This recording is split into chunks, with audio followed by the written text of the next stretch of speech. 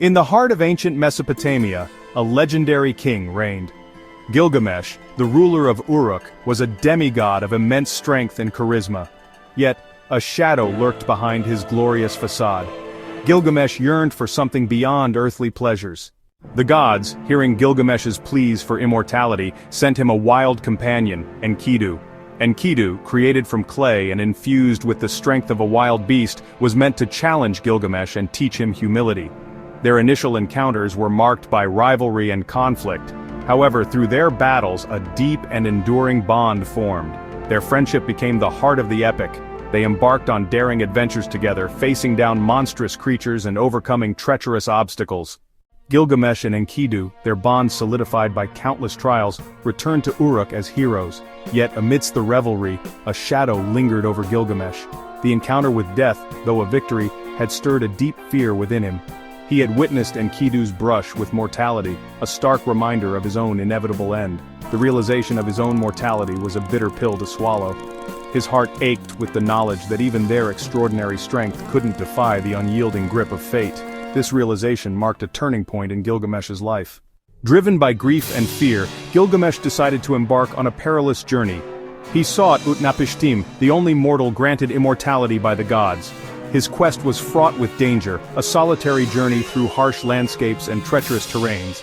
He was no longer the proud king seeking glory, but a humbled man facing his own mortality. He ventured into the cedar forest, home to Humbaba, a fearsome giant and guardian of the sacred trees. Gilgamesh's journey led him to the edge of the world, the shores of the waters of death. These waters were impassable, guarded by the scorpion men, monstrous beings who instilled fear in the hearts of men. Yet Gilgamesh, fueled by his desperate desire, refused to be deterred. He stood before the scorpion men, his eyes reflecting the losses he had endured, his voice a testament to his unwavering resolve. He pleaded for passage, recounting his tale of loss and his yearning for immortality. The scorpion men, moved by his grief and determination, warned him of the perils that lay ahead.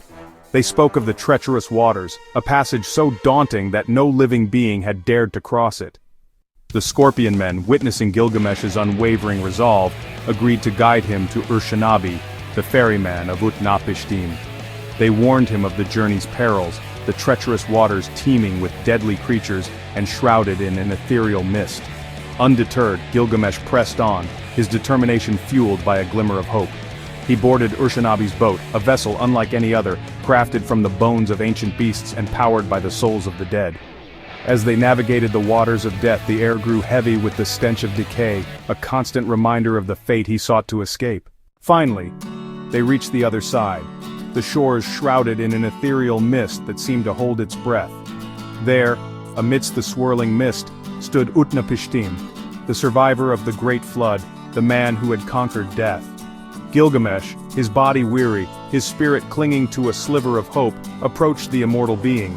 He prostrated himself before Utnapishtim, his weathered hands trembling as he recounted his tale of loss and his desperate quest for immortality. Utnapishtim listened patiently, his ancient eyes reflecting the wisdom of ages. He understood Gilgamesh's pain, the raw yearning for something beyond the grasp of mortals. He decided to offer Gilgamesh a test, a chance to prove his worthiness for immortality. Utnapishtim revealed to Gilgamesh the secret of a plant that grew at the bottom of the sea. This plant, known as the Plant of Life, held the power to restore youth and grant immortality. He challenged Gilgamesh to retrieve it, a task fraught with danger and uncertainty. Driven by renewed hope, Gilgamesh dived into the abyss, his heart pounding with a mix of anticipation and dread. The depths of the sea were a world unlike any he had known, a realm of perpetual darkness and silence. Finally he saw it, a faint glow emanating from the seabed.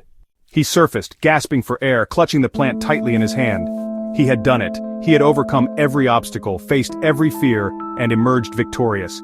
He decided to return to Uruk, to share this gift with his people, to usher in an era of prosperity and longevity. As he journeyed back, he stopped by a cool spring, its waters shimmering under the desert sun. He emerged from the spring, his body invigorated, his spirit soaring with anticipation. He reached for the plant, eager to feel its life-giving energy coursing through his veins, but his fingers grasped only empty air.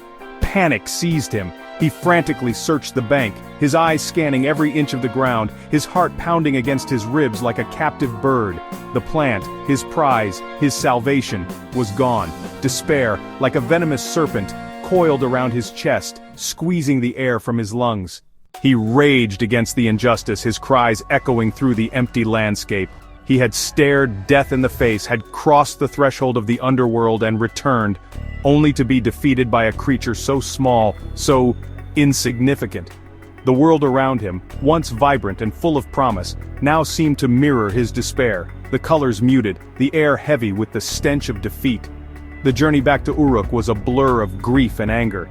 Each step was a heavy weight, dragging him down into the depths of despair.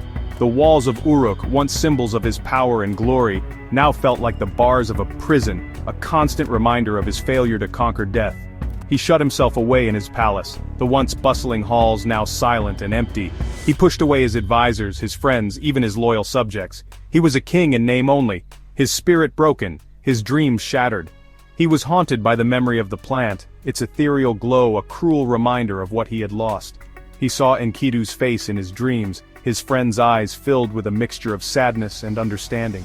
He heard Enkidu's voice, echoing in the silence of his chambers, reminding him of the value of their friendship, the adventures they had shared, the life they had lived together. One night as he lay awake, staring into the darkness, he remembered Utnapishtim's words. The immortal man had spoken of the futility of fighting fate, the importance of accepting the natural order of life and death. He had told Gilgamesh that true immortality lay not in cheating death, but in leaving behind a legacy that would outlive him. At first, these words had seemed hollow, empty platitudes meant to soothe a grieving soul. But now, stripped bare of his illusions, he began to grasp their deeper meaning. He realized that his pursuit of immortality had blinded him to the beauty of the present moment, the preciousness of life's fleeting joys. He thought of the city he had built, the people he ruled, the stories that were already being told of his adventures. He realized that his life, though finite, had meaning and purpose. He had loved, he had lost, he had striven for something greater than himself. He had sought immortality in a plant, a tangible object that promised eternal life. But true immortality, he now understood, lay in the intangible. In the memories he had made, the love he had shared, the impact he had had on the world around him. Gilgamesh emerged from his self-imposed isolation, a changed man. He was no longer the brash, arrogant king obsessed with his own mortality. He was a ruler tempered by loss, humbled by his experiences, and wiser for having confronted his own mortality. He carried the weight of his grief, but also the understanding that life, though finite, was a gift to be treasured. He poured his energy into his city, ensuring its prosperity and the well-being of his people. He shared the wisdom he had gleaned from his journey, teaching his people to value life, to cherish their loved ones, and to leave behind a legacy that would outlive them. He commissioned epic poems and grand monuments, not to glorify himself, but to preserve the memory of his journey and the lessons he had learned. He ruled with compassion and wisdom, his reign a testament to the transformative power of loss and the enduring strength of the human spirit. Though he could not cheat death, he had learned to live a life worthy of remembrance. The Epic of Gilgamesh, etched in clay tablets, became a testament to his journey, a timeless tale that would inspire generations to come. When Gilgamesh finally emerged from his self-imposed exile, his shoulders, once squared with youthful arrogance, now bore the weight of his profound understanding of life and death.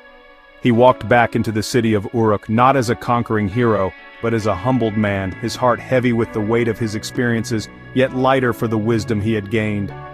The citizens, accustomed to the boisterous spirit of their king, saw a change in his demeanor.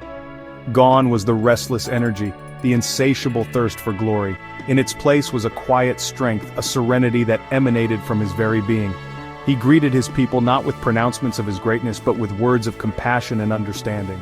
He spoke of his journey, his encounter with the immortal Utnapishtim, and the profound realization that immortality was not a prize to be won, but a state of being achieved through one's deeds and the impact they left on the world. He walked among them, no longer a distant deity, but a ruler who had shared their fears and emerged from the crucible of loss transformed. The people, sensing his newfound wisdom, listened intently. They saw in their king a reflection of their own mortality, their own fears and aspirations. Gilgamesh, the once invincible warrior, had become a symbol of resilience, a testament to the enduring strength of the human spirit. His words resonated deeply within their hearts, planting seeds of understanding that would blossom in the years to come. He taught them that true strength lay not in defying death, but in embracing life's precious moments, in forging bonds of love and companionship, and in leaving behind a legacy that would outlive them all. Gilgamesh, now acutely aware of the preciousness of time, poured his energy into his city. He became a builder, not of grand monuments to his own ego, but of lasting institutions that would serve his people for generations. He commissioned schools and libraries, recognizing that knowledge and wisdom were the true treasures worth pursuing. He improved the city's infrastructure, ensuring that Uruk would remain a beacon of civilization, a testament to the enduring spirit of humanity. He oversaw the construction of stronger walls, not to keep enemies out, but to protect the legacy he was building within. He encouraged the arts, recognizing that beauty and creativity were essential elements of a fulfilling life. His court became a hub of intellectual and artistic pursuits, a far cry from the days of feasting and self-aggrandizement. Under his guidance, Uruk flourished, not just as a center of power and wealth, but as a beacon of knowledge, art, and human spirit. He became known not just as a great king but as a wise ruler, a philosopher king who understood that true leadership lay in serving his people and ensuring their well-being. He shared his wisdom freely, teaching his people the importance of community, compassion, and the pursuit of knowledge. He reminded them that while they couldn't escape death, they could choose how they lived their lives, and that true fulfillment came from leaving the world a better place than they found it. The story of Gilgamesh, etched in clay tablets, transcended time. It became a cornerstone of Mesopotamian culture, a tale whispered from generation to generation, its lessons echoing through the ages. The king who had once sought to cheat death achieved a different kind of immortality. He lived on in the hearts and minds of his people, his journey a source of inspiration and guidance. The epic of Gilgamesh became a timeless reminder that the human spirit, though finite, is capable of extraordinary resilience and growth. It taught that true strength lies not in physical prowess, but in the courage to face our fears, to learn from our losses, and to embrace the full spectrum of human experience. Thousands of years later, Gilgamesh's story continues to resonate with readers around the world. We see ourselves in his struggles, his triumphs, and his ultimate acceptance of his own mortality. His journey reminds us that the search for meaning and purpose is universal, a thread that connects us all through time and across cultures. It reminds us that the greatest treasures are not material possessions or the promise of eternal life, but the bonds we forge with others, the legacy we leave behind, and the impact we have on the world around us. Gilgamesh's story is a testament to the enduring power of the human spirit, a beacon of hope that continues to shine brightly across the millennia. The Epic of Gilgamesh, a tale etched in clay thousands of years ago, continues to resonate with us today. It's a story of friendship, loss, and the eternal yearning for something beyond our grasp.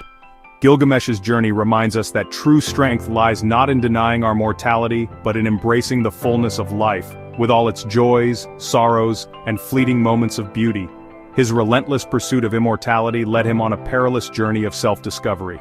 He faced his fears, confronted his mortality, and ultimately emerged transformed. Though he couldn't cheat death, he learned to live a life worthy of remembrance, leaving behind a legacy that extended far beyond his earthly existence. The lessons embedded in this ancient tale offer timeless wisdom for our modern lives. We learn the importance of embracing our passions, nurturing our relationships, and living each day with purpose and intention. Like Gilgamesh, we may face challenges and setbacks, but it's through these trials that we discover our true strength and resilience.